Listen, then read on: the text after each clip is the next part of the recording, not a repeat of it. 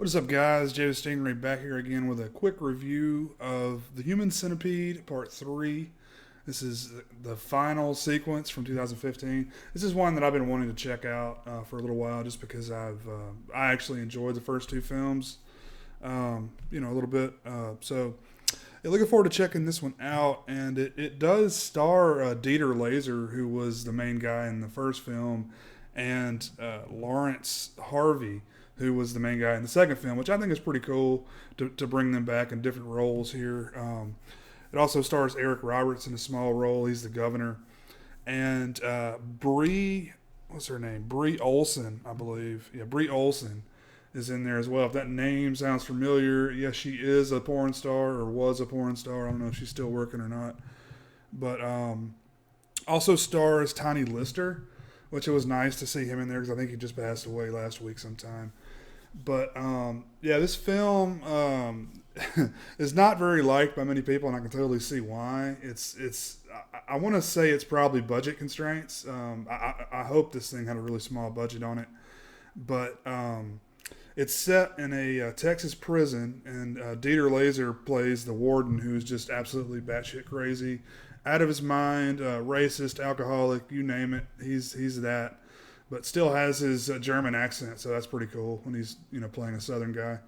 But and he just is basically brutalizing these prisoners for like 75% of the movie, and finally at the end they actually bring in Tom Sixx as himself, the director of the film, comes in and advises them on how to turn all these prisoners into a giant centipede, and they give some sort of reason why. I think the prisoners won't fight, they won't eat as much, something. Anyway, they've developed some reason why they got to do this, but it's not like the first film where they cut the tendons in the knees and the ankles and stuff so you can't walk, and it's actually sewn to the asshole of another person in front of you. They've got like leather straps that they are able to keep in there, so it's not permanent. They can take you out of the centipede if you need to, but I think Lawrence Harvey and Dieter Laser, I think I may have pronounced his name earlier wrong, but Dieter Laser,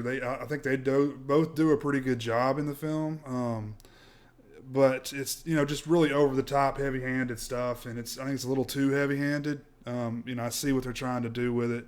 They're trying to be cheesy, but it's just too much.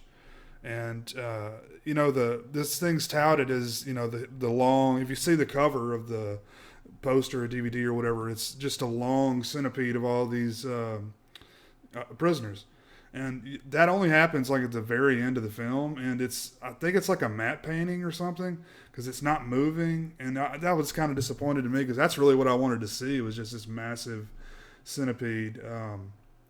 But definitely, I would probably say skip this one unless you just want to watch it for shits and giggles, because it's not great. It's not well done. It's unfortunate. It's nothing compared to the first two films. But that's it. Thanks for watching, guys.